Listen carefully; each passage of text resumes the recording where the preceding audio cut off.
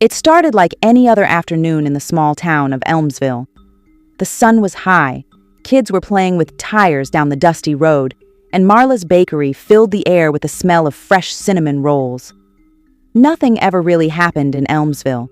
People worked, rested, told stories by lantern light, and lived quietly. But all of that changed the day Silas arrived. He didn't come in a car or even on a motorbike. No, Silas came riding a donkey with a red scarf tied around its neck. He wore a long blue coat that shimmered like lake water and a tall black hat with a silver feather. His boots were dusty, but his smile sparkled like he knew something the rest of the world didn't. The kids stopped playing. Shopkeepers peeked from their stalls. People whispered, "Who is that?" By evening, everyone had gathered in the town square. Silas stood on a wooden box beside the old clock tower. In his hands was a rolled-up scroll that looked like something out of a fairy tale. He raised his voice just enough to carry across the square. "Good people of Elmsville, you live on Earth, but have you ever thought about owning land on the moon?" There was silence, then laughter. The kind of laugh people let out when they think someone's joking but aren't sure. Silas didn't flinch. He unrolled the scroll, revealing a large silver map, circular like a pizza, and split into small plots labeled with names like Echo Ridge, Whispering Valley, and Crater 17. "These are lunar plots," he continued, 70 in total. Each comes with a certificate and a special silver badge.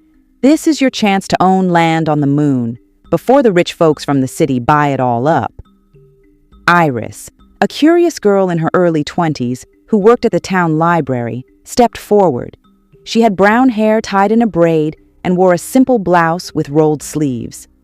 "But what would we do with land on the moon?" she asked, arms folded. Silas smiled warmly, like he had been waiting for the question. "Soon, people will live there. They'll build homes, farms, even schools. Investors are lining up. But you, yes, you, can be ahead of them all." Murmurs ran through the crowd. Bambutu, the elderly man who spent most of his days on a bench outside the barber shop, leaned over and whispered to his neighbor, "I always knew we'd go to the moon someday." Silas went on to explain that each plot cost only $200. If you bought 5 or more, you'd get a bonus badge and an invite to the first Lunar Council dinner, once the moon town was ready. People were skeptical, but curious. That night, as lanterns lit up porches and crickets sang, Elmsville buzzed. In her small kitchen, Marla, the bakery owner with a soft heart and hard-working hands, sat staring at her savings jar. She had been saving for a new oven, but the thought of owning land, moonland, lit something inside her. The next morning, she sold her old freezer and used the money to buy 2 plots. Tembu, a janitor who cleaned the town's office buildings, started picking up more shifts. He skipped meals, walked home to save bus fare, and within a week, handed over cash for 5 lunar plots. Even Mayor Granger, the grumpy old man who rarely smiled, gave in. He wore sunglasses the next day, trying to hide his face as he handed Silas money for Crater 11. For a week, Silas became the town's guest of honor. Every night, he held meetings in the town hall. He told stories of how Earth would soon be too crowded and how people would escape to the moon. He showed blurry photos of buildings under construction and shared news about moon currency that doubled overnight. He even mentioned a lunar water company he was part of. People who had once struggled to buy groceries were now trading in old furniture, selling their chickens, and pooling money to own a piece of the moon. Iris stayed quiet. She wasn't sure what to believe, but when she saw how happy her neighbors looked holding their silver badges and certificates, she wondered, maybe this was real after all. Then came the 8th morning. Silas was gone. His donkey was missing. His hut was empty. No scrolls, no moon maps, nothing, except a red feather stuck in the grass and a handwritten note that read, "Thank you for reaching for the stars." At first, no one said a word. They just stood around, waiting for him to return.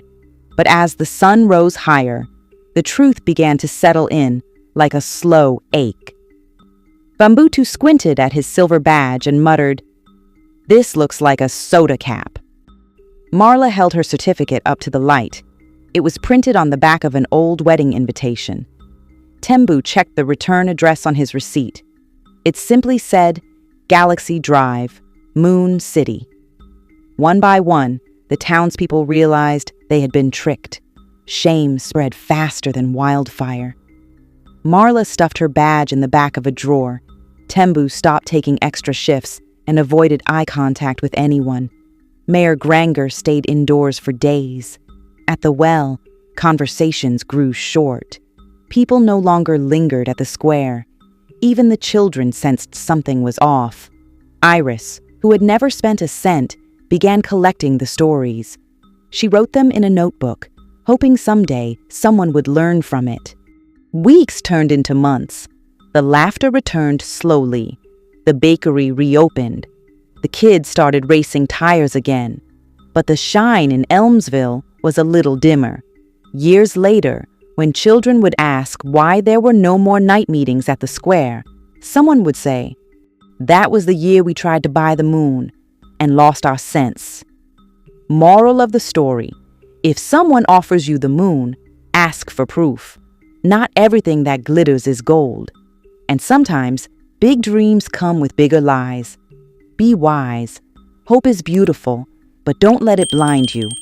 Silas disappeared, but his story stayed.